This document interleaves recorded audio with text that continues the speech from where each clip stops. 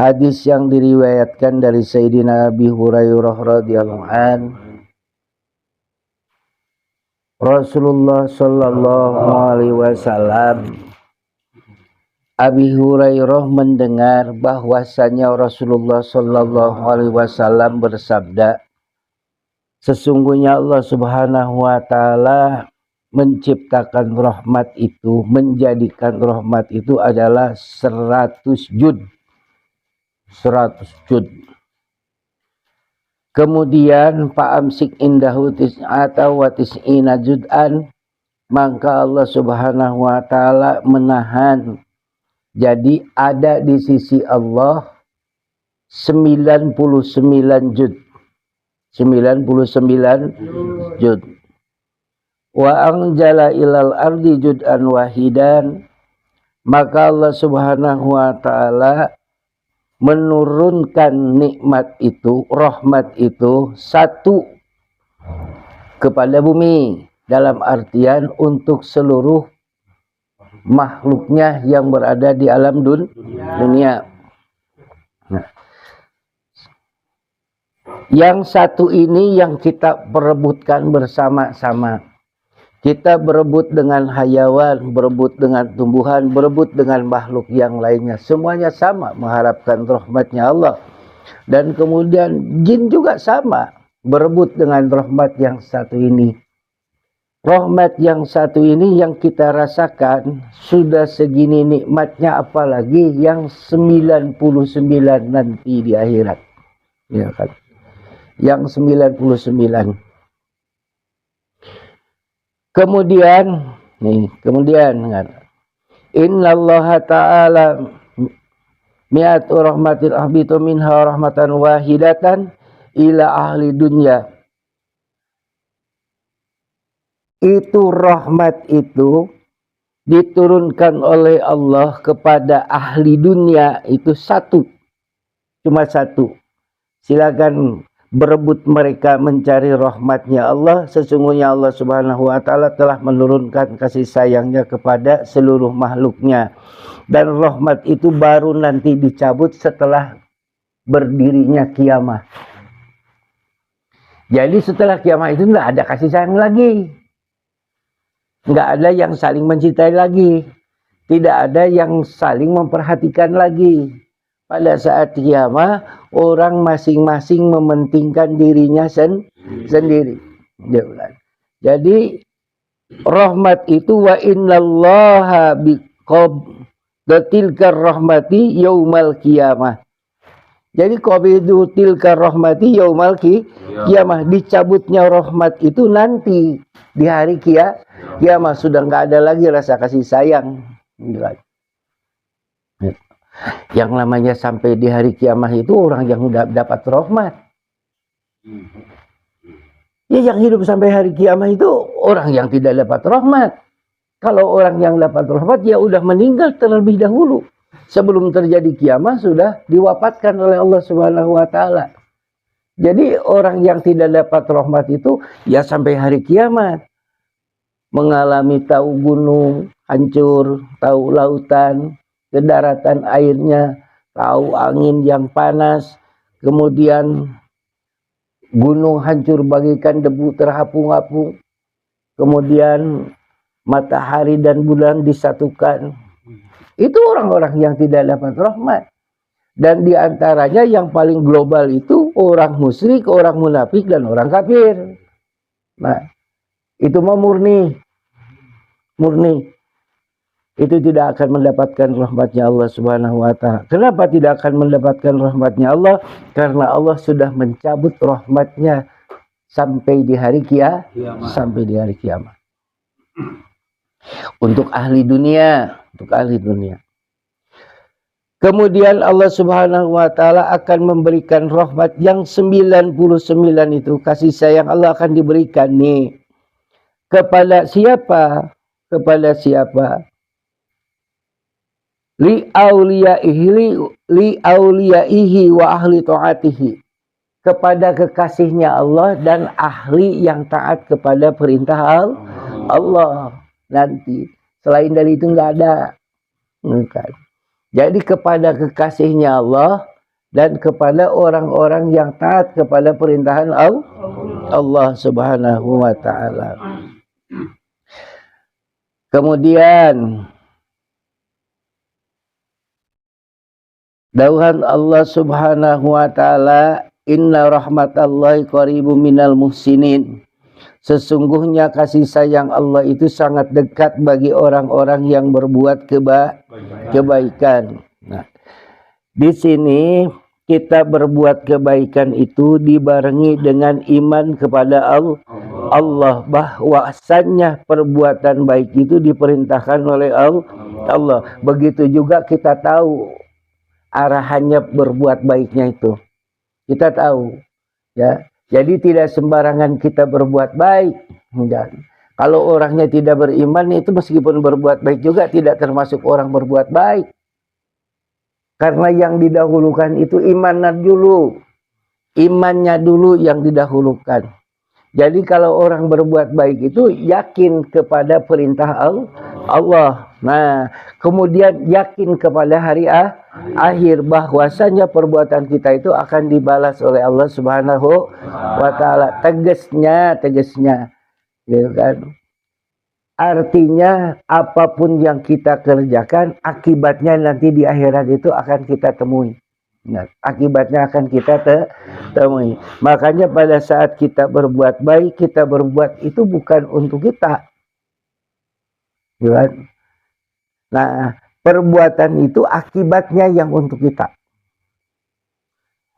Perbuatannya kita sandarkan bahwa kita berbuat karena perintah Allah Subhanahu wa taala, kemudian akibatnya nanti akan kembali kepada kita. Itu. Makanya rahmatnya kasih sayang Allah Subhanahu wa taala itu sangat dekat bagi orang-orang yang berbuat kebaikan. Kemudian faman kana yarju liqa'a rabbih falyamal amalan salihan. Barang siapa yang mengharapkan berjumpa dengan Allah Subhanahu wa taala, di situ ada tafsiran ai. Di dalam tafsir Jalalain disebutkan ai liqa'a rahmati rabbi. Jadi bertemu dengan rahmatnya Allah atau mendapatkan rahmatnya Allah. Kalau kita ingin mendapatkan rahmatnya Allah Subhanahu wa taala, syaratnya fal ya'mal amalan salihan.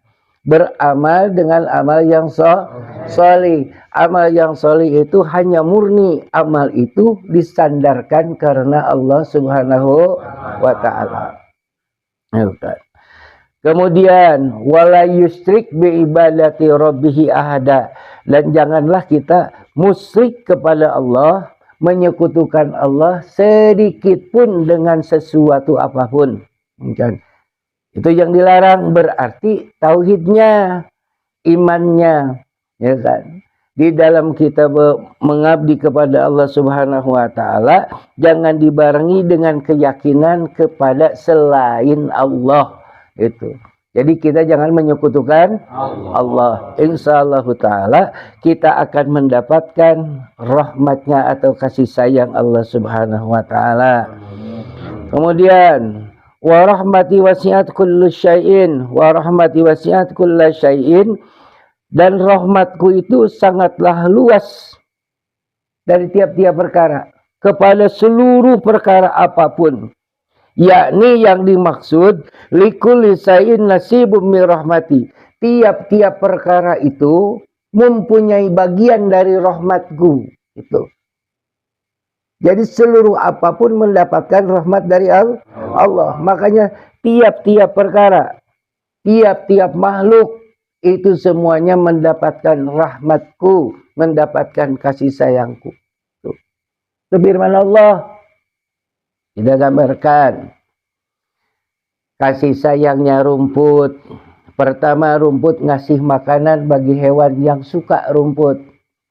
Kemudian rumput memberikan keindahan di dalam pada pelataran. Pohon memberikan buah. Meskipun buahnya tidak kita makan, tapi ada daunnya. bisa menaungi kita. Kita bisa berteduh di bawah pohon. Pohon memberikan kebaikan itu memang murni baik. Tidak ada tuntutan apapun. Meskipun orangnya yang bersandar di bawah pohon itu korek-korek batangnya, terkadang pohonnya itu dilukai, tapi pohon itu nggak ada sakit hati, tetap aja dia menaungi. Ya, berteduh kita dari panas. Itu kasih sayang Allah. Allah memberikannya kepada pohon, pohon diberikannya kepada kita untuk bisa kita berteduh di bawahnya. Kemudian yang kita bilang itu nyamuk. Ada yang berpenyakit karena orangnya berpenyakit. Nyamuk nggak ada memberikan penyakit. Tidak akan memberikan musibah kalau tidak diizinkan oleh Allah.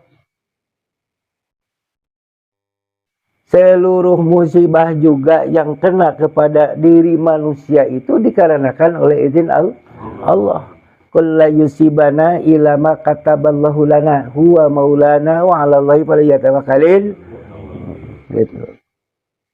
Seluruhnya juga musibah yang kena kepada Allah, kepada kita itu sudah ditentukan Allah, sudah izin Allah, sudah takdir Allah. Nah, kalau nggak ada izin dan tidak ditentukan oleh Allah, nggak bakalan kena. Mau Aedes aegypti, mau nyamuk malaria, mau nyamuk apapun nggak ada. Kita harus yakin itu. Nah, kemudian pada saat kita digigit nyamuk, apa yang kita rasakan? Gatal. Enak gak kita menggaruk dengan adanya gatal?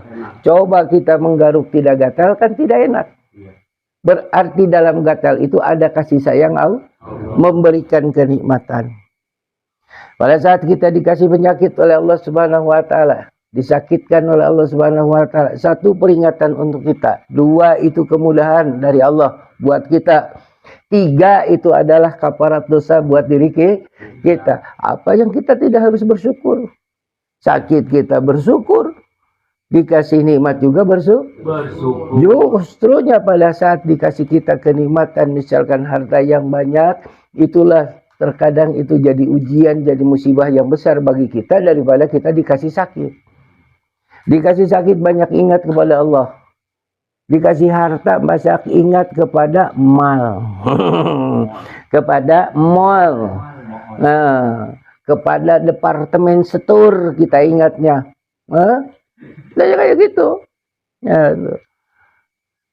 tapi kalau kita dikasih harta oleh Allah Subhanahu wa taala, ingat kepada Allah Subhanahu wa taala. Nah, yang pertama kita keluarkan haknya dulu. Haknya dulu.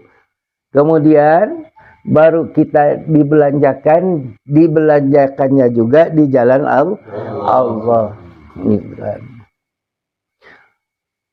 Beli baju, bajunya dipakai ibadah, gitu kan. Beli motor, motornya juga dipakai ibadah. Beli mobil pakai ibadah. Beli naon deui. Nah, perhiasan juga dipakai ibadah, gitu kan. Bagaimana caranya memakai perhiasan dipakai ibadah? Ya kita mau ngaji pakailah, jam tangan pakai, ya kan. Punya pakaian yang baru pakai, setorkan dulu kepada Allah Subhanahu wa taala. Pakai sholat, kan. Itu diantaranya. Makanya Allah Subhanahu wa taala sangat sayang kepada makhluknya.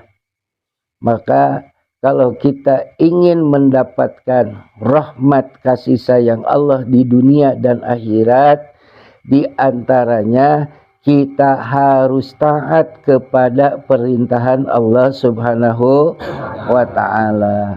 Segitu aja dulu. Wallahu a'lam bishawab.